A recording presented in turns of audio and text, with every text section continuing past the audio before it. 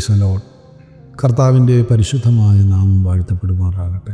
പ്രിയ ശ്രോതാക്കൾക്ക് കർത്താവിൻ്റെ നാമത്തിലുള്ള സ്നേഹവന്ദനത്തെ അറിയിക്കുന്നു. നമ്മൾ തുടർമാനമായിട്ട് യോഹന്നാൻ്റെ സുവിശേഷം 1-ാം അധ്യായമാണല്ലോ ധ്യാനിച്ചുകൊണ്ടിരിക്കുന്നത്. അതിൽ 6-ാം വാക്യം, ദൈവം അയച്ചിട്ട് ഒരു മനുഷ്യൻ വന്നു, അവന് യോഹന്നാൻ എന്നു പേർ. സത്യത്തിൽ സ്ത്രീകളിൽ നിന്ന് ജനിച്ചവരിൽ യോഹന്നാനേക്കാൾ വലിയവൻ വേറെ ആരുമില്ല എന്ന് മറ്റൊരു വേദഭാഗത്തിൽ യേശുക്രിസ്തു തന്നെ പറയുന്നു. സ്ത്രീകളിൽ നിന്ന് ജനിച്ചവരിൽ യോഹന്നാനേക്കാൾ വലിയവനാരുമില്ല. അപ്പോൾ അമ്മ മറിയത്തിൽ നിന്ന് ജനിച്ച യേശു യോഹന്നാനേക്കാൾ ചെറിയവനാണ്. എന്താണ് ഈ പറഞ്ഞതിൻ്റെ അർത്ഥം? വളരെ ഗൗരവമായിട്ട് നമ്മൾ മനസ്സിലാക്കണം. ദൈവം അയച്ചിട്ടൊരു മനുഷ്യൻ വന്നു. ദൈവം അയച്ചിട്ട് വന്ന മനുഷ്യനാണ് യോഹന്നാൻ. എന്നാൽ ദൈവം മനുഷ്യനായി വന്നതാണ് യേശുക്രിസ്തു. അതാണ് യോഹന്നാനും യേശുക്രിസ്തുവും തമ്മിലുള്ള വ്യത്യാസം. യോഹന്നാൻ സ്ത്രീകളിൽ നിന്ന് ജനിച്ചവരിൽ ഏറ്റവും വലിയവനാണ്. യോഹന്നാനെ ദൈവം അയച്ചിട്ട് വന്ന മനുഷ്യനാണ്. എന്നാൽ യേശുക്രിസ്തു സ്വർഗത്തേക്കാൾ വലിയവനാണ്, മോശയേക്കാൾ വലിയവനാണ്, അഹരോനേക്കാൾ വലിയവനാണ്, ശലോമോനേക്കാൾ വലിയവനാണ്, യോനയേക്കാൾ വലിയവനാണ്, കൂടാരത്തേക്കാൾ വലിയവനാണ്. ആ യേശുക്രിസ്തു മനുഷ്യനാണല്ലോ. യോഹന്നാൻ്റെ സുവിശേഷം നമ്മൾ 8-ാം അധ്യായം 40-ാം വാക്യവും 28-ാം വാക്യവും ഒക്കെ വായിക്കുമ്പോൾ നമുക്ക് അവിടെ കാണാൻ കഴിയുന്നുണ്ട്, മനുഷ്യനായ യേശുക്രിസ്തു മനുഷ്യനായിട്ട്. പക്ഷേ ദൈവം അയച്ചിട്ട് വന്ന മനുഷ്യനല്ല യേശുക്രിസ്തു, ദൈവം മനുഷ്യനായി വന്നത്. അതിൻ്റെ വലിപ്പം നമ്മൾ മനസ്സിലാക്കണം. ദൈവം മനുഷ്യനായി മാറി. യോഹന്നാൻ ദൈവം അയച്ചിട്ട് വന്ന മനുഷ്യൻ, യേശുക്രിസ്തു ദൈവം മനുഷ്യനായി വന്ന അവസ്ഥ. അതുകൊണ്ടാണ് ഫിലിപ്പി ലേഖനത്തിൽ കാണുന്നു, അവൻ ദൈവരൂപത്തിലിരിക്കെ ദൈവത്തോടുള്ള സമത്വം മുറുകെ പിടിച്ചുകൊള്ളണമെന്ന് വിചാരിക്കാതെ ദാസരൂപം എടുത്ത് വേഷത്തിൽ മനുഷ്യനായി അവതരിച്ചു. യോഹന്നാനെ സംബന്ധിച്ച് ദൈവം അയച്ചിട്ട് വന്നു, ഇതാ ഞാൻ അയക്കുന്ന എൻ്റെ ദാസൻ യോഹന്നാൻ സ്നാപകൻ. പിതാവ് യോഹന്നാനെ അയച്ചു. എന്നാൽ യേശുക്രിസ്തുവിനെക്കുറിച്ച് പ്രവചന സ്വഭാവത്തിൽ 40-ാം സങ്കീർത്തനത്തിൽ കാണുന്നു, ഇതാ ഞാൻ വരുന്നു, പുസ്തക ചുരുളിൽ എന്നെക്കുറിച്ച് എഴുതിയിരിക്കുന്നു. ഇതാ ഞാൻ വരുന്നു, ഞാൻ അയക്കുന്നല്ല പറഞ്ഞ്, ഞാൻ വരുന്നു, ഞാനാ വരുന്നേ. ഞാൻ എങ്ങോട്ട് വരുന്നു? സ്വർഗത്തിൽ നിന്ന്. എവിടേക്ക് വരുന്നു? ഭൂമിയിലേക്ക്. ആര്? ദൈവം. ആരായിട്ട്? മനുഷ്യനായിട്ട്. എവിടെ? ജഡത്തിൽ. അതാണ് യോഹന്നാന്റെ സുവിശേഷം 1-ാം അധ്യായത്തിൽ തന്നെ പറയുന്നത്, വചനം ജഡമായി തീർന്നു. വചനം ജഡമായി തീർന്ന ശരീരത്തിൽ. യോഹന്നാന്റെ സുവിശേഷം 1-ാം അധ്യായം അതിൻ്റെ 14-ാം വാക്യത്തിലാണ് നമ്മളത് കാണുന്നത്. വചനം ജഡമായി തീർന്നു, കൃപയും സത്യവും നിറഞ്ഞവനായി നമ്മുടെ ഇടയിൽ പാർത്തു. എവിടെ നിന്ന് വന്ന്? സ്വർഗത്തിൽ നിന്ന് വന്നു. യോഹന്നാന്റെ സുവിശേഷം 8-ാം അധ്യായത്തിൽ കാണുന്നുകൊണ്ട്, ഞാൻ സ്വർഗത്തിൽ നിന്ന് വന്നു, ഞാൻ എൻ്റെ പിതാവിൻ്റെ അടുക്കൽ നിന്ന് വന്നു, ഞാൻ എൻ്റെ പിതാവിനോട് കേട്ടത് നിങ്ങളോട് അറിയിച്ചു തരുന്നു, ഞാൻ മേലിൽ നിന്നുള്ളവൻ, നിങ്ങൾ കീഴിൽ നിന്നുള്ളവൻ. ഇങ്ങനെയൊക്കെയുള്ള വ്യക്തമായ വെളിപ്പാടുകൾ നമുക്ക് കർത്താവിൽ നിന്ന് ഈ വിഷയത്തോടനുബന്ധിച്ച് കാണാൻ കഴിയുന്നുണ്ട്. സങ്കീർത്തനം 40-5 മുതൽ 8 വരെയും എബ്രായ ലേഖനം 10-5 മുതൽ താഴോട്ട് വായിക്കുമ്പോൾ, ഇതാ ഞാൻ വരുന്ന പുസ്തക ചുരുളിൽ എന്നെക്കുറിച്ച് എഴുതിയിരിക്കുന്നു. അവിടെ പറയാത്ത 2-3 കാര്യങ്ങൾ എബ്രായ ലേഖനം 10 പറയുന്നുണ്ട്. ആ ഇഷ്ടത്തിൽ യേശുക്രിസ്തു ഒരിക്കലായി കഴിച്ച ശരീരയാഗത്താൽ എന്നേക്കുമായിട്ടുള്ള വീണ്ടെടുപ്പും ശുദ്ധീകരണവും നമുക്ക് ലഭിച്ചു കഴിഞ്ഞു. യേശുക്രിസ്തു ഒരിക്കലായി കഴിച്ച ശരീരയാഗത്താൽ, ആ ഇഷ്ടത്തിൽ. ഏതിഷ്ടത്തിൽ? യെശയ്യാവ് 53-ന്റെ 10-ാം വാക്യത്തിൽ, അവനെ തകർത്ത് കളയുവാൻ പിതാവിന് ഇഷ്ടം തോന്നി, അവന് കഷ്ടം വരുത്തി. ആ ഇഷ്ടത്തിൽ പിതാവായ ദൈവത്തിന് ഇഷ്ടപ്രകാരം പുത്രനെ ലോകത്തിലേക്ക് അയച്ചു. പുത്രൻ്റെ ശരീരത്തെ ക്രൂശ് എന്ന യാഗപീഠത്തിൽ തകർത്തുകൊണ്ട് അവിടുത്തെ ശരീരത്തിലെ പുണ്യാഹ രക്തം ക്രൂശിലൂടെ ഒഴുക്കി നമുക്ക് എന്നേക്കുമായിട്ടുള്ള വീണ്ടെടുപ്പ് സാധിപ്പിച്ചു, എന്നേക്കുമായിട്ടുള്ള ശുദ്ധീകരണവും സാധിപ്പിച്ചു. യേശുവിൻ്റെ രക്തം മറുവിലയായിട്ട് നമുക്ക് വേണ്ടി കൊടുത്തു. എന്തിനു വേണ്ടി? നമ്മൾ എന്നേക്കും ജീവിച്ചിരിക്കുന്നത്, സഹോദരൻ എന്നേക്കും ജീവിച്ചിരിക്കാൻ വേണ്ടി, ശവക്കുഴി നരകക്കുഴിയിൽ നിന്ന് രക്ഷപ്പെടുവാൻ വേണ്ടി പിതാവായ ദൈവം തൻ്റെ പുത്രൻ്റെ രക്തം മറുവിലയായിട്ട് ഏറ്റെടുത്തുകൊണ്ട് ആ രക്തം കൊണ്ട് നമ്മളെ കഴുകി ശുദ്ധീകരിച്ചു, വീണ്ടെടുപ്പും ശുദ്ധീകരണവും സാധിപ്പിച്ചു. ആ ഇഷ്ടത്തിൽ എബ്രായ ലേഖനം 10-5 മുതൽ താഴോട്ട് വായിക്കും കാണുന്നു, പിതാവ് എനിക്കൊരു ശരീരം ഒരുക്കി തന്നു. പിതാവ് ഒരുക്കി തന്ന ശരീരത്തിലാണ് ദൈവം ലോകത്തിലേക്ക് വന്നത്. പിതാവായ ദൈവം ഒരുക്കി കൊടുത്ത ശരീരത്തിൽ. എങ്ങനെ ഒരുക്കി കൊടുത്ത ശരീരത്തിൽ? അതാണ് പറയുന്നത് 1-14, വചനം ജഡമായി തീർന്നു. വചനം ജഡമായി തീർന്ന ശരീരത്തിൽ, പിതാവായ ദൈവം ഒരുക്കി കൊടുത്ത ശരീരത്തിൽ പുത്രൻ ലോകത്തിലേക്ക് വന്നു, പിതാവിനെ വെളിപ്പെടുത്തി. കണ്ടോ? അപ്പോൾ ദൈവം അയച്ചിട്ട് വന്ന മനുഷ്യൻ യോഹന്നാനാണ്. അവൻ വലിയവൻ തന്നെയാണ് സ്ത്രീകളിൽ നിന്ന് ജനിച്ചവർ. എന്നാൽ യേശു മനുഷ്യനാണ്. യോഹന്നാനേക്കാൾ വലിയവനാണ്, സ്വർഗത്തേക്കാൾ കൂടാരത്തേക്കാൾ വലിയവനാണ്, മോശയെക്കാളും അഹരോനേക്കാളും വലിയവനാണ്, യോനയേക്കാളും ഒക്കെ വലിയവനാണ്. പക്ഷേ അവൻ ദൈവം അയച്ചിട്ട് വന്ന മനുഷ്യനല്ല, ദൈവം വന്നു.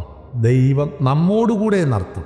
ദൈവം അയച്ചിട്ട് വന്ന ഒരാൾ നമ്മുടെ കൂടെ നിൽക്കുകയല്ല, ദൈവം നമ്മോടുകൂടെ നടത്താൻ വരുന്ന ഇമ്മാനുവേൽ. ഇതാ ഞാൻ വരുന്നു പുസ്തകച്ചുള്ളിനെ കുറിച്ച് എഴുതിയിരിക്കുന്നു. ഇതാ ഞാൻ വരുന്നു, ഞാൻ അയച്ചിട്ട് വരികയല്ല ഒരാൾ, ഞാൻ തന്നെ വരികയാണ്.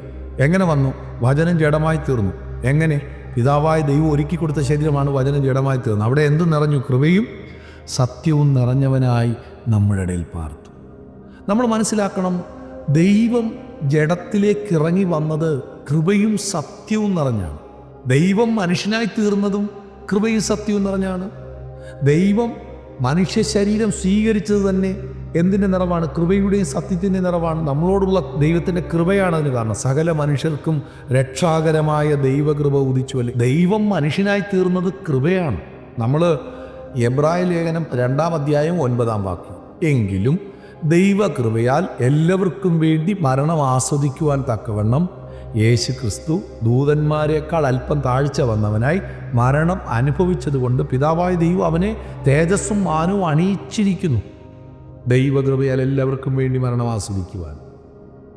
എന്നാൽ 2 കൊരിന്ത്യർ ലേഖനം 8-ാം അധ്യായം 9-ാമത് വാക്യത്തിൽ കാണുന്നു, നമ്മുടെ കർത്താവായ യേശു ക്രിസ്തു സമ്പന്നനായിരുന്നിട്ടും അവൻ്റെ ദാരിദ്ര്യത്താൽ നമ്മൾ സമ്പന്നരാകേണ്ടതിന് അവൻ നമുക്ക് വേണ്ടി ദരിദ്രനായിത്തീർന്ന ദൈവകൃപ. അപ്പോൾ സമ്പന്നൻ ദരിദ്രനായി തീർന്നത് 2 കൊരിന്ത്യർ ലേഖനം 13-ന്റെ 4-ാം വാക്യത്തിൽ കാണുന്നു, ക്രിസ്തു ബലഹീനതയിൽ, നമ്മുടെ യേശു ബലഹീനതയിൽ ക്രൂശിക്കപ്പെട്ടു. യേശു ക്രിസ്തു ബലഹീനതയിൽ ക്രൂശിക്കപ്പെട്ടിട്ട് ദൈവശക്തിയിൽ ഉയർത്തെഴുന്നേറ്റു. അപ്പം ധന്യനാകുന്ന ഏകാധിപതിയും രാജാതി രാജാവും കർത്താതി കർത്താവും താൻ മാത്രം അമർത്യതയുള്ളവനായി അടുത്തുകൂടാത്ത വെളിച്ചത്തിൽ വസിക്കുന്ന സർവശക്തനും സർവ്വവ്യാപിയുമായ മഹാദൈവം, തേജോമയനായ ദൈവം ഈ ഭൂമിയിൽ ഒരു രക്തസ്രാവക്കാരത്തിക്ക് അവൻ്റെ വസ്ത്രത്തിൽ തൊടുവാൻ തക്കവണ്ണം മീൻവല കഴുകി മീൻ പിടിച്ച് ഉപജീവനം കഴിക്കുന്ന ഒരു കടൽപ്പുറത്തെ തൊഴിലാളിയാകുന്ന യോഹന്നാൻ അപ്പോസ്തോലന് മാറിൽ തലചായ്ക്കാൻ കഴിയുന്ന നിലയിൽ അനേക പുരുഷാരത്തിന്, മനുഷ്യന് അവനെ മുട്ടി ഉരുമി നടക്കുവാൻ കഴിയുന്ന നിലയിൽ ഈ ലോകത്തിലേക്ക് ഇറങ്ങി വന്നത് കൃപയാണ്.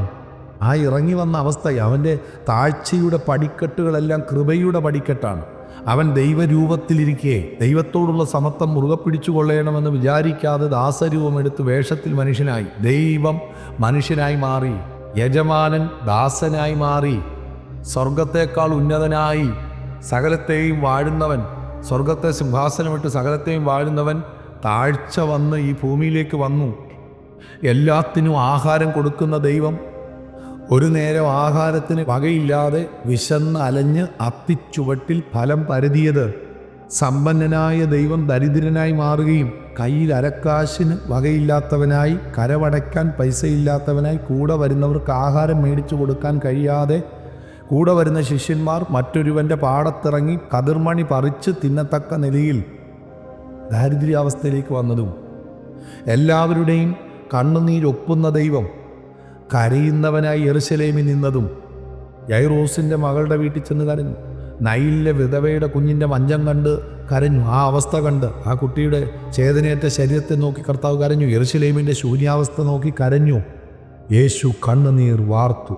എല്ലാവരുടെയും കണ്ണുനീരൊപ്പുന്നു. കരയുന്നവനായിട്ടും സമ്പന്നൻ ദരിദ്രനായി തീർന്നു. ബലവാനായ ദൈവം ബലഹീനനായി മാറിയതും, എല്ലാവർക്കും കുടിവെള്ളം കൊടുക്കുന്ന ദൈവം, മഴ പെയ്യ്ക്കുന്ന ദൈവം, സൂര്യൻ്റെ ചൂടുകൊണ്ട് ഭൂമിയിലെ വെള്ളത്തെ നീരാവിയായിട്ട് ആകാശമണ്ഡലങ്ങളിൽ എത്തിച്ച് അതിനെ മഴയായി ഭൂമിയിൽ നൽകുന്ന മഹാദൈവം, ഒരു നേരത്തെ കുടിവെള്ളത്തിന് വേണ്ടി അല്ലെങ്കിൽ ഒരു കിണറിൻ്റെ ചുവട്ടിൽ ചെന്ന് അവിടെ നിന്ന സ്ത്രീയോട് എനിക്ക് ദാഹിക്കുന്നു എന്ന് പറയത്തക്ക നിലയിൽ രോഗം ശീലിച്ചവനായി, കണ്ടാൽ ആഗ്രഹിക്കത്തക്ക സൗന്ദര്യം, തേജോമയനായ ദൈവം കണ്ടാൽ ആഗ്രഹിക്കത്തക്ക സൗന്ദര്യം പോലും ഇല്ലാത്തവനായി, രോഗം ശീലിച്ചവനായി, ദരിദ്രനായി, ബലഹീനനായി, കരയുന്നവനായി, ഇസ്രയേലിൻ്റെ പരിപാലകൻ, മയങ്ങാത്ത ഉറങ്ങാത്ത ദൈവമാണ്. ആ ദൈവം ബോട്ടിൽ കടന്നുറങ്ങുന്ന അവസ്ഥയിലേക്ക് മാറിയെങ്കിൽ ദൈവത്തിന് മരിക്കാൻ കഴിയില്ല. പക്ഷേ മരണം വരിക്കാൻ കഴിയില്ല, അല്ലെങ്കിൽ മരണം അനുഭവിക്കാൻ കഴിയുന്നൊരു മർത്യ ശരീരത്തിലേക്ക് ദൈവം ചുരുങ്ങി ഇറങ്ങി വന്നത് കൃപയുടെയും സത്യത്തിൻ്റെയും നിറവ് ഉൾക്കൊണ്ടുകൊണ്ടാണ്.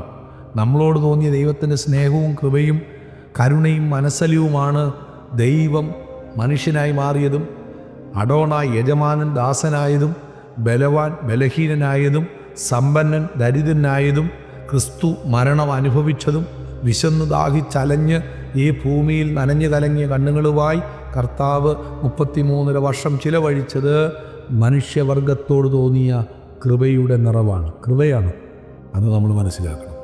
കൃപയും സത്യവും നിറഞ്ഞവനായി സത്യത്തിൻ്റെ നിറവോടുകൂടിയാണ് കർത്താവ് ലോകത്തിലേക്ക് വന്നത്. യേശുക്രിസ്തു വെളിച്ചമാണ്, ഇരുട്ടൊട്ടുമില്ല. അവനിൽ സത്യമാണ്, അവൻ സത്യമാണ്, ഫോഷ്കൊട്ടുമില്ല. ഏദനിലെ ഒരു തോട്ടത്തിൽ ആദാം ഹൗവ വ്യക്തികൾക്ക് അല്ലെങ്കിൽ ആ പ്രിയപ്പെട്ടവർക്ക്, ആ ദമ്പതികൾക്കുണ്ടായ പരാജയം പരിഹരിക്കുവാൻ യേശു സത്യമായിട്ടാണ് ലോകത്തിൽ വന്നത്. കാരണം മനുഷ്യവർഗത്തിൻ്റെ മടങ്ങിവരവിനും മനുഷ്യവർഗം പാപമോചനം പ്രാപിച്ച് ജീവൻ പ്രാപിക്കേണ്ടത് സത്യത്തിലൂടെയാണെങ്കിൽ മനുഷ്യന് പാപം കടന്നത്, മനുഷ്യൻ വഞ്ചിക്കപ്പെട്ടത്, മനുഷ്യൻ മരിച്ചത് ഫോഷ്കിൻ്റെ അടിസ്ഥാനത്തിലാണ്. സാത്താൻ ഫോഷ്ക് പറയുന്നവനും അവൻ്റെ അപ്പനുമാണ് പിശാച്. ആ സർപ്പം, ആ പഴയ പാമ്പായ മഹാസർപ്പം പിശാച് മനുഷ്യവർഗത്തെ ഫോഷ്ക് പറഞ്ഞാണ് വീഴ്ത്തിക്കളഞ്ഞത്. നീ ദൈവത്തെ പോലെയാകും, നിൻ്റെ കണ്ണുകൾ തുറക്കും, നീ മരിക്കയില്ല എന്ന് പറഞ്ഞു. എന്താണ് അതിനകത്തെ പരാജയം? എന്താണ് നമ്മൾ മനസ്സിലാക്കണം? നന്മ തിന്മകളുടെ അറിവിൻ്റെ വൃക്ഷഫലം തിന്ന് നന്മ ചെയ്ത് മര്യാദയ്ക്ക് ജീവിക്കാനാണ് സാത്താൻ പറഞ്ഞത്. നന്മ തിന്മകളുടെ വൃക്ഷഫലം തിന്നുമ്പോൾ നന്മ തിന്മകളെക്കുറിച്ച് അറിയാൻ പറ്റും. നന്മയും തിന്മയും തിരിച്ചറിഞ്ഞാൽ പിന്നെ മനുഷ്യന് ഈസിയായിട്ട് നന്മ ചെയ്യാൻ പറ്റുമല്ലോ. അപ്പോൾ ദൈവത്തെ കൂടാതെ നന്മയും തിന്മയും തിരിച്ചറിഞ്ഞ് അതിൽ നന്മ മാത്രം ചെയ്ത് ദൈവത്തെ കൂടാതെ മര്യാദയ്ക്ക് ജീവിക്കുന്ന ഒരു മതഭക്തനായി അല്ലെങ്കിൽ ഒരു മാന്യനായിട്ട് ജീവിക്കാനാണ് സാത്താൻ അവനെ ആദാമിനെയും ഹൗവയും പ്രലോഭിപ്പിച്ചു. എന്നാൽ ദൈവം ആഗ്രഹിച്ചത് എന്താണ്? നന്മയോ തിന്മയോ നീ തിരിച്ചറിയുന്നത്. പിന്നെ എന്ത് ചെയ്യണം? ഞാൻ പറയുന്ന നന്മയോ തിന്മയോ ചെയ്ത് നീ ജീവിക്കണമെന്ന ദൈവം ആദമിനെക്കുറിച്ചും ഹൗവയെക്കുറിച്ചും ആഗ്രഹിച്ചത്. നന്മയോ തിന്മയോ, ഗുണമോ ദോഷമോ പ്രത്യുത്തരം പറയാതെ സ്വർഗസ്ഥനായ പിതാവിൻ്റെ വാക്ക് കേട്ട് അവൻ്റെ ശബ്ദം അനുസരിക്കുന്ന ഒരു ദമ്പതി, ഒരു നല്ല വിശ്വാസ കുടുംബം, ഒരു ദൈവമുള്ള കുടുംബമായി തീരണമെന്നാണ് ആദമിനെയും ഹൗവയെക്കുറിച്ചും ദൈവം ആഗ്രഹിച്ചത്. അപ്പോൾ സാത്താൻ വലിയ ഫോഷ്ക് പറഞ്ഞ് മനുഷ്യനെ ചതിച്ച് വഞ്ചിച്ച് മനുഷ്യൻ പാപത്തിൽ അകപ്പെട്ടു, പാപത്തിന് ശമ്പളമാകുന്ന മരണത്തിൽ നിബദിച്ചു. ആ മനുഷ്യവർഗത്തെ പാപമോചനത്തിൽ നിന്നും പാപമോചനത്തിലൂടെ മരണമോചനത്തിലെത്തിക്കുക എന്നുള്ളതാണ് സത്യത്തിൻ്റെ ദൗത്യം. സത്യത്തിൻ്റെ ദൗത്യം ഏതാണ് സത്യം? എന്താണ് സത്യം? പീലാത്തോസ് ചോദിച്ചു. യേശു പറഞ്ഞു, ഞാനാണ് സത്യം, ഞാൻ തന്നെ വഴിയും സത്യവും ജീവനും, കൃപയുടെയും സത്യത്തിൻ്റെ നിറവാണെന്ന്. മനുഷ്യവർഗത്തോട് ദൈവത്തിന് തോന്നിയതാണ് കൃപ. എന്നാൽ മനുഷ്യവർഗത്തിൻ്റെ പ്രശ്നത്തിന് പരിഹാരം വരുത്താനുള്ള സത്യം ക്രിസ്തുവിലുണ്ട്. ഫോഷ്ക് മുഖാന്തരം വന്ന പാപത്തെയും മരണത്തെ ഫോഷ്ക് പറയുന്നവനാകുന്ന പിശാച്, അവൻ്റെ അപ്പൻ, അവൻ്റെ ഫോഷ്കിലൂടെ മനുഷ്യവർഗത്തിൽ വിതയ്ക്കപ്പെട്ട പാപവും മരണവും നീക്കുവാൻ സത്യമായി ക്രിസ്തു ലോകത്തിലേക്ക് വന്നു. ഫോഷ്കിൻ്റെ ആൻറ്റിവൈറസാണ് സത്യം. ഫോഷ്കിനെ തകർക്കുന്നതാണ് സത്യം. ഇരുട്ടിനെ തകർക്കുന്നതാണ് വെളിച്ചം. യേശു ക്രിസ്തു ലോകത്തിൻ്റെ വെളിച്ചമാണ്. അപ്പം നമ്മൾ മനസ്സിലാക്കേണ്ടത്, യേശു കർത്താവ് ലോകത്തിലേക്ക് വരാൻ കാരണം, ഈ അവസ്ഥയിലൊക്കെ വരാൻ കാരണം നമ്മളോടുള്ള സ്നേഹവും കരുണയുമാണ്, കൃപയും സ്നേഹവുമാണ്. എന്നാൽ ആ കൃപയ്ക്കകത്ത് നമുക്ക് രക്ഷപ്പെടാനുള്ള സത്യമുണ്ട്. അവൻ തന്നെ വഴിയും സത്യവും ജീവനും. അപ്പം ദൈവം അയച്ചിട്ട് വന്ന മനുഷ്യൻ ആണ് യോഹന്നാൻ. ദൈവം മനുഷ്യനായി തീർന്നതാണ് യേശു ക്രിസ്തു. 4-ാം വാക്യത്തിൽ ഇങ്ങനെ കാണുന്നു, അവനിൽ ജീവൻ ഉണ്ടായിരുന്നു, ജീവൻ മനുഷ്യരുടെ വെളിച്ചമായിരുന്നു. വെളിച്ചം ഇരുളിൽ പ്രകാശിക്കുന്നു, ഇരുളോ അതിനെ പിടിച്ചടക്കി. ഇരുളിന് പിടിച്ചടക്കാൻ കഴിയാത്ത വെളിച്ചമാണ് യേശു ക്രിസ്തു. മരണത്തിന് പിടിച്ചടക്കാൻ കഴിയാത്ത ജീവനാണ് ക്രിസ്തു. 2 കാര്യങ്ങൾ നമ്മൾ മനസ്സിലാക്കും. ഇരുട്ടിന് പിടിച്ചടക്കാൻ കഴിയാത്ത, ആധിപത്യം സ്ഥാപിക്കാൻ കഴിയാത്ത, പരാജയപ്പെടുത്താൻ കഴിയാത്ത വെളിച്ചമാണ് യേശു ക്രിസ്തു. മരണത്തിന് തൊടാൻ കഴിയാത്ത, മരണത്തിന് ജയമെടുക്കാൻ കഴിയാത്ത ജീവനാണ് ക്രിസ്തു. അത് വചനമാണ്. അപ്പം വചനം ജീവനാണ്, വചനം വെളിച്ചമാണ്. ഇത് രണ്ടും നമ്മൾ മനസ്സിലാക്കും. വചനം ജീവനും വചനം വെളിച്ചവുമാണ്. ആദ്യം വചനം ഉണ്ടായിരുന്നു, വചനം ദൈവത്തോടു കൂടിയായിരുന്നു, വചനം ദൈവമായിരുന്നു. അവൻ ദൈവത്തോടു കൂടിയായിരുന്നു.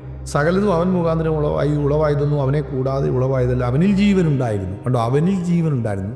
ജീവൻ മനുഷ്യരുടെ വെളിച്ചമായിരുന്നു. അപ്പം വചനം ജീവനാണ്, വചനം വെളിച്ചമാണ്. യേശു ക്രിസ്തു വചനം ജഡമായി തീർന്നവനാണ്. അവൻ ജീവനുമാണ്, അവൻ വെളിച്ചവുമാണ്. അപ്പം നമുക്ക് യേശു ക്രിസ്തു മുഖാന്തരം തരുന്ന ജീവിതത്തിൻ്റെ വിജയമെന്ന് പറയുന്ന ഒന്ന്, പാപത്തിൻ്റെ മേൽ മരണത്തിൻ്റെ മേലുള്ള വിജയം, സുവിശേഷം. യേശു ക്രിസ്തു ലോകത്തിലേക്ക് വന്ന എന്തിനാണ്? നമുക്ക് കുറേ പൈസ തരാനോ വീട് തരാനോ കാറ് തരാനോ വേണ്ടിയാണോ യേശു സ്വർഗത്തിൽ നിന്ന് ലോകത്തിലേക്ക് വന്നത്? നമ്മളൊന്ന് മനസ്സിലാക്കണം. ഇപ്പം വീടും കാറും ലോറിയൊക്കെ തരാൻ വേണ്ടിയാണെങ്കിൽ ദൈവത്തിന് മനുഷ്യനാകേണ്ട ആവശ്യമില്ലല്ലോ. ദൈവം പറഞ്ഞാൽ അത് സംഭവിക്കുമല്ലോ. അങ്ങനെ യേശുക്രിസ്തു എന്തിന് ലോകത്തിൽ വന്നു എന്നുള്ളത് തിമോഥെയോസിൻ്റെ ലേഖനത്തിൽ 2 കാര്യങ്ങളാണ് പറയുന്നത്. യേശുക്രിസ്തു പാപികളെ രക്ഷിപ്പാൻ ലോകത്തിൽ വന്നു എന്നുള്ളത് എല്ലാവരും വിശ്വസിപ്പാനും അംഗീകരിപ്പാനും കഴിയുന്ന വചനം. യേശുക്രിസ്തു പാപികളെ രക്ഷിപ്പാൻ വന്നു. പാപികൾ എന്ന് പറയുമ്പോൾ അവരുടെ ഭാവി എന്തായിരിക്കും? ഒരു പാപിയുടെ ഭാവി എന്താണ്? മരണം. പാപിയായി ജീവിക്കുന്നു. ജനിച്ചത് പാപത്തിൽ, ജീവിച്ചതും പാപത്തിൽ. കർമ്മഭാവവും ജന്മഭാവവും മനുഷ്യനെ വേട്ടയാടുന്നു. ജന്മഭാവം ഉള്ളതുകൊണ്ട് തന്നെ പിന്നെ കർമ്മഭാവമാണ്. അപ്പം ജന്മഭാവിയായ കർമ്മഭാവിയായ ആദാമി സകലരും പാപികളാണ്. ആ മനുഷ്യന് അർഹതയുള്ളത് കിട്ടുക എന്ന് പറയുന്നത് പാപത്തിൻ്റെ ശമ്പളം മരണമാണ്. എന്നാൽ യേശുക്രിസ്തു വന്നതിനെക്കുറിച്ച് പറയുമ്പോൾ യേശുക്രിസ്തു പാപികളെ രക്ഷിപ്പാൻ വന്നെന്ന് എവിടെ? ലോകത്തിൽ വന്നു എന്നുള്ളത് എല്ലാവരും അംഗീകരിപ്പാനും വിശ്വസിപ്പാനും കഴിയുന്ന വചനമാണത്. എല്ലാവരും അങ്ങനെ തന്നെ അംഗീകരിക്കണം. യേശു ഒരു പ്രോസ്പെരിറ്റി ഗോസ്പൽ അല്ല കൈകാര്യം ചെയ്തത് യേശുക്രിസ്തു. അതിന് യേശുക്രിസ്തു വേഷത്തിൽ മനുഷ്യനാകേണ്ട ആവശ്യമുണ്ടോ? യേശുക്രിസ്തുവിന് ദരിദ്രനാകേണ്ട ആവശ്യമുണ്ടോ? യേശുവിന് ബലഹീനനാകേണ്ട ആവശ്യമുണ്ടോ? യേശുവിന് മരിക്കേണ്ട ആവശ്യമുണ്ടോ? യേശുവിൻ്റെ താഴ്ചയുടെ ഒരു പടിക്കെട്ടും യേശു എന്ത് ചെയ്യണ്ടായിരുന്നു? ചവിട്ടാതെ സ്വർഗ മഹിമയുടെ സന്നിധിയിലിരുന്ന് പിതാവിൻ്റെ മടിയിരുന്നുകൊണ്ട് മനുഷ്യവർഗത്തിന് ഒരു മെറ്റീരിയൽ ബ്ലെസ്സിങ് കൊടുക്കാൻ കഴിയും. എന്ന് പറഞ്ഞ വീടോ മണൽ കൊണ്ട് കെട്ടുന്നൊരു വീട്, ഇരുമ്പും തുരുമ്പും കൊണ്ടും പണിതൊരു കാറ്, പോക്കറ്റ് വരെ എത്തുന്ന കുറേ പൈസ, വയറ്റിലെത്തുന്ന കുറേ ഭക്ഷണം, ഇതൊക്കെ തന്ന് ഇവിടെ സെറ്റപ്പാക്കി മനുഷ്യനെ ജീവിപ്പിക്കാനാണെങ്കിൽ ദൈവത്തിന് വരേണ്ട ആവശ്യമില്ല. അവിടെ നിന്നുകൊണ്ട് ചെയ്യാം. കാരണം പഴയ നിയമത്തിൽ നമ്മൾ കാണുന്നത്, പഴയ നിയമ ഇസ്രായേലിനെ മരുഭൂമി 40 വർഷം കർത്താവ് നടത്തി. ഒന്നിനും കുറവില്ലാതെ 40 വർഷം നടത്തി. അതിനേക്കാൾ രസം അവരുടെ ഇടയിൽ ഒരു ബലഹീനൻ പോലും ഇല്ലായിരുന്നു. പകലും മേഘസ്തംഭം, രാത്രി നല്ല അഗ്നിതൂണ്. എന്തൊരു നടത്തിപ്പ! മന്ന എല്ലാവർക്കും ഒരുപോലെ ഇറച്ചി, എല്ലാ വീട്ടിലും മന്ന, എല്ലാ വീട്ടിലും കാടയിറച്ചി. ഇങ്ങനെ കർത്താവ് നടത്താനാണ് ആഗ്രഹിച്ചിരുന്നെങ്കിൽ നമുക്ക് കർത്താവ് സ്വർഗത്തിൽ ഇരുന്നുകൊണ്ടല്ലേ ഇസ്രായേലിനെ മരുഭൂമി 40 വർഷം നടത്തിയത്. അതുപോലെ നടത്തത്തില്ലേ? പിന്നെ എന്തിനാണ് ഇതാ ഞാൻ വരുന്നു എന്ന് പറഞ്ഞത്? യേശു ശരീരമെടുത്ത് വചനം ജഡമായി തീർന്ന് ഈ ലോകത്തിലേക്ക് വന്ന് എന്തിനാണെന്നറിയാമോ? ആ ശരീരത്തിലാണ് യേശുവിന് പാപം ചുമക്കാൻ കഴിയുന്നത്. ലോകത്തിൻ്റെ പാപത്തെ ചുമക്കുന്ന കുഞ്ഞാടിന് മനുഷ്യവർഗത്തിൻ്റെ പാപം ചുമക്കാൻ ഒരു ശരീരം ആവശ്യമാണ്. പിതാവ് ഒരുക്കി കൊടുത്ത ശരീരം, വചനം ജഡമായി തീർന്ന ശരീരത്തിൽ യേശു പാപം ചുമന്നു. അതുകൊണ്ട് റോമാലേഖനം 8 പറയുന്നു, ജഡത്തിൽ ശിക്ഷ വിധിച്ചു. യേശു ജഡത്തിൽ കഷ്ടം അനുഭവിച്ചു. പിതാവ് വിധിച്ച, സ്വർഗകോടതി വിധിച്ച ശിക്ഷ യേശു ജഡത്തിൽ അനുഭവിച്ചു.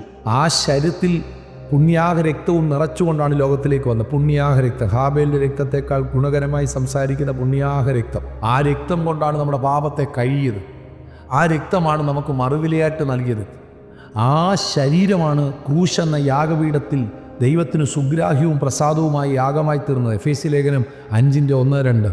ഇങ്ങനെ മനുഷ്യവർഗത്തിൻ്റെ പാപം ചുമക്കുക, പാപത്തിൻ്റെ ശിക്ഷ ശരീരത്തിൽ ഏൽക്കുക, ആ ശരീരം യാഗമാക്കി തീർക്കുക, ആ ശരീരത്തിലൂടെ ഒഴുകുന്ന പുണ്യാഹ രക്തം കൊണ്ട് നമ്മുടെ പാപത്തെ കഴുകി നമുക്ക് സമാധാനവും വീണ്ടെടുപ്പും നൽകുക. ഇങ്ങനെ വിലപ്പെട്ട ദൈവിക മഹത്വമേറിയ പ്രവർത്തികൾ ചെയ്യുവാൻ യേശു ജഡത്തിൽ വെളിപ്പെട്ട് ലോകത്തിലേക്ക് വന്നു. യേശു ക്രിസ്തു പാപികളെ രക്ഷിപ്പാൻ ലോകത്തിലേക്ക്. ഈ യേശുവിനെ തരം താഴ്ത്തി നമ്മൾ ചിത്രീകരിക്കരുത്.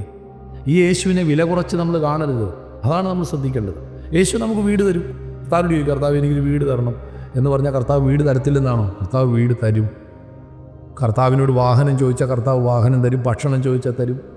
വസ്ത്രം തരും. നമുക്ക് ആവശ്യമായതൊക്കെ കർത്താവ് തരും. പക്ഷേ ആത്യന്തികമായി ദൈവം മനുഷ്യനായിട്ട് ലോകത്തിലേക്ക് വന്നതും യജമാനൻ ദാസനായിട്ട് ലോകത്തിൽ വന്ന് ഇത്ര വലിയ കഷ്ടം സഹിച്ച് യേശുക്രിസ്തു ലോകത്തിലേക്ക് ചുരുങ്ങി ഇറങ്ങി വന്ന് ഇങ്ങനെ മരിച്ചടക്കപ്പെട്ട് ഉയർത്തെഴുന്നേൽക്കേണ്ടതിൻ്റെ ആവശ്യകത എന്താ? റോമാലേഖനം പറയുന്നു, അവൻ നമ്മുടെ അതിക്രമം നിമിത്തമാണ് മരിച്ചത്, നമ്മുടെ നീതീകരണത്തിന് വേണ്ടി ഉയർത്തെഴുന്നേറ്റു. വീണ്ടും തിമോഥെയോസിൻ്റെ ലേഖനത്തിൽ പറയുന്നു, യേശുക്രിസ്തു പാപികളെ രക്ഷിപ്പാൻ ലോകത്തിൽ വന്നു എന്നുള്ളത് എല്ലാവരും അംഗീകരിപ്പാനും വിശ്വസിപ്പാനും കഴിയുന്ന വചനമാണ്. അതുതന്നെയാണ് യേശുവിൻ്റെ ജനനത്തിൽ ദൂതന്മാർ പറയുന്നു, സകല മനുഷ്യർക്കും ഉണ്ടാകാനുള്ള മഹാസന്തോഷമാണ് ഞങ്ങൾ നിങ്ങളോട് അറിയിക്കുന്നത്, യേശു എന്ന രക്ഷിതാവ് നിങ്ങൾക്ക് വേണ്ടി ജനിച്ചിരിക്കുന്നു ദാവീദിൻ്റെ പട്ടണത്തിൽ. അപ്പോൾ അത് വിലപ്പെട്ട സന്ദേശമാണ് സുവിശേഷം.